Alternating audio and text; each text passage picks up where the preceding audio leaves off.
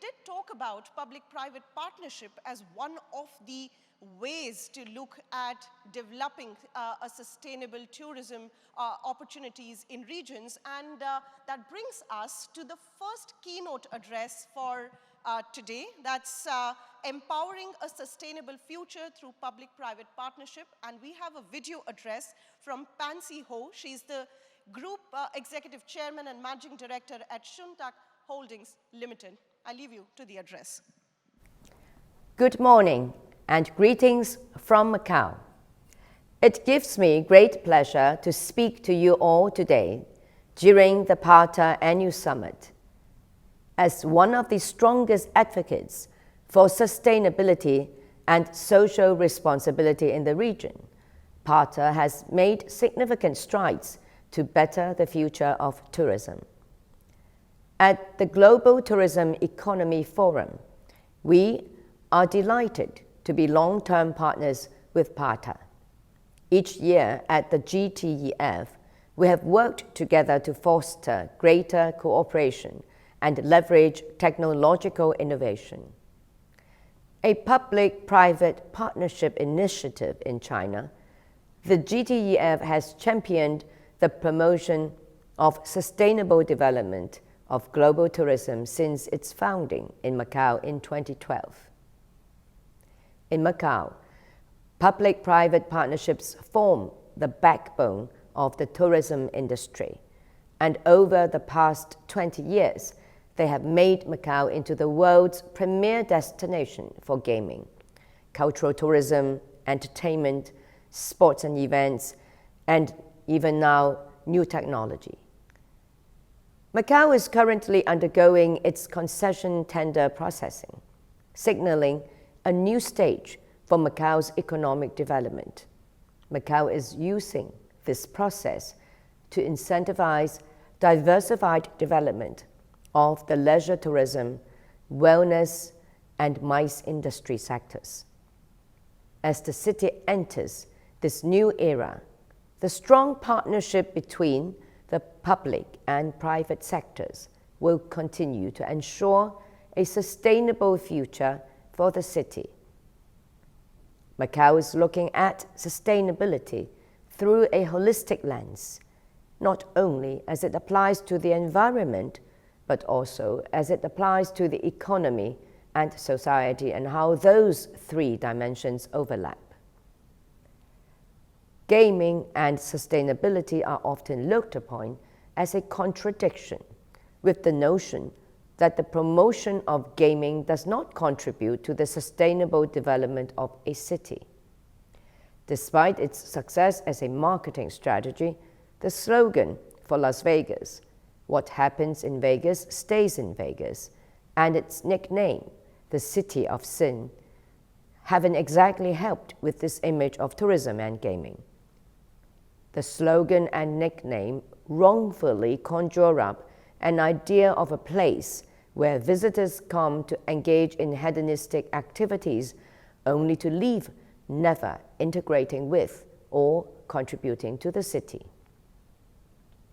If you take a step back and look at tourism in general, it too has often been thought of in such terms that tourists take but do not add to the fabric of the city or destination. Organizations like PARTA, UNWTO, and WTTC have been enormously successful in changing this mentality and bringing global attention to the value of tourism for a destination, and not just from an economic sense. The industry has come together in the last few decades to promote responsible tourism and educate the world on the power of tourism. Countries are now putting tourism higher on the agenda and thinking of it as more than just an employment driver. It is now properly viewed as an industry that can revive the environment, uphold cultural heritage, and is people-centered. Because tourism affects so many lives and crosses over so many products, services, and industries, The sustainable development of tourism increasingly depends on taking a more holistic view and understanding how tourists interact with the local community. Tourism is not about visitors coming to experience your beach or mountains because they don't have that where they live.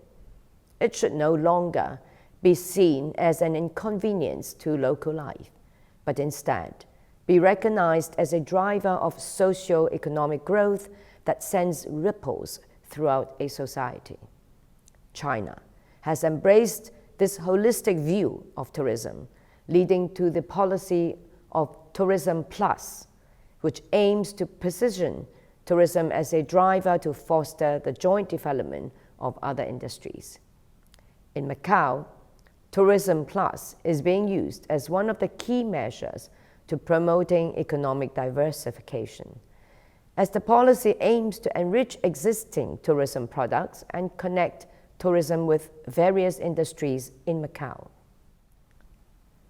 Tourism Plus contributes to the blurring of the boundaries between a tourism city as tourism is integrated with industries such as culture, creativity, wellness, and sports. This is also in line with how people travel now. People want to experience all of a city, visiting not only sites and attractions, but engaging with the daily life of the city and connecting with people in different neighborhoods. By taking a strategic approach, Macau has aimed to stimulate the growth of the tourism sector while maintaining itself as a living and breathing city. This has been a fine-tuned balancing act, but for over 2 decades, through policies and initiatives, Macau has developed a tourism industry that serves both visitors and its residents. Achieving this balance has meant changing the perception of Macau as only a gaming destination. Through holistic tourism development, the public and private sectors are collaborating to reduce and change the proportion of real estate inventory and facilities dedicated to gaming. Striking this fine balance among tourism, gaming, and the local community is evident today when you arrive in Macau. When you visit Macau's integrated resorts, gaming is not the focal point. In fact, it often must be sought out. Instead, guests are welcomed into large and splendid hotels and spaces for entertainment, cultural shows, world-class art exhibitions, and the newest innovations in AR, VR experiences, and more. In the city core, the history of the is alive, and visitors can see and experience the Lingnan culture, which makes the city a unique and fascinating place. Looking towards the future, Macau is reaching to set a higher bar as it advances sustainable development by increasing the tourism industry's contribution to the city's development. Enhancing tourism's value add to the city depends on bringing on board an important part of the formula within PPP, that is, the people in a tourism destination. As Macau enters a new stage of economic development, the government's initiatives are reminding the industry of its responsibilities to the community.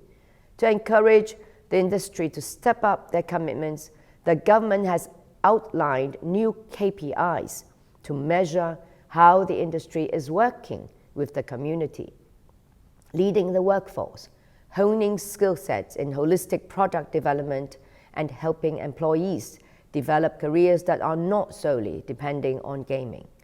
In Macau, locals are not looking into glossy buildings and feeling like outsiders. They are included in our efforts because tourism wouldn't thrive if we didn't have each other's back. Through CSR outreach efforts, we have been able to, in a sense, break the ice with the community, supporting them and including the community as part of our own efforts, building a rapport and a collaborative spirit. This industry-community partnership was evident when Typhoon Hato struck Macau in 2017. During this monumental crisis, the city was flooded, There were no supplies available and there was a citywide water shortage. The industry mobilized quickly, and even though we had our own problems, such as the lobbies at our properties flooding, the community's well-being was our main priority.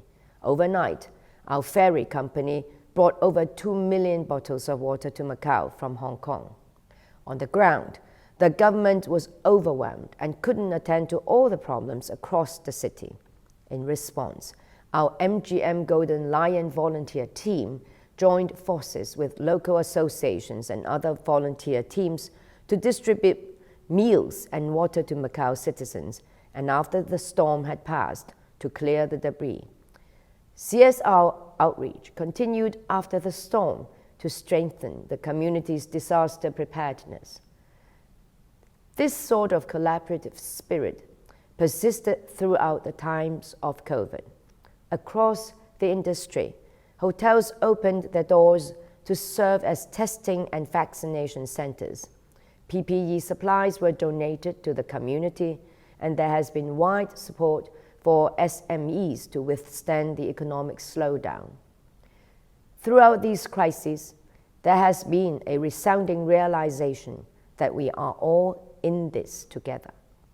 Spurring the conviction within our communities to come together and mobilize across the industry is the kind of sustainability that we as a sector must think about.